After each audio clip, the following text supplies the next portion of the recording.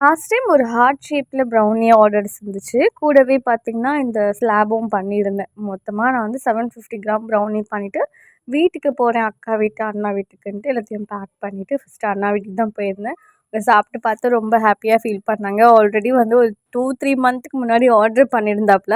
But இந்த வாட்டி வந்து நானே வந்து கொண்டு போயிருந்தேன். ஸோ அவங்க வீட்டுக்கு போறதே ரீசன் பார்த்தீங்கன்னா, கொஞ்சம் ஹெல்த் இஷ்யூ இருந்துச்சு. அங்க அம்மா வீட்டாண்ட தான் ஹாஸ்பிட்டல் எனக்கு செட் ஆகுன்ட்டு போய் காமிச்சுட்டு வந்துட்டு லன்ச்செல்லாம் சாப்பிட்டுட்டு பசங்க 2 பேரும் அக்கா அதாவது என் பொண்ணும், அண்ணா பொண்ணும் சேர்ந்து மதர்சாக்கு போயிருந்தாங்க.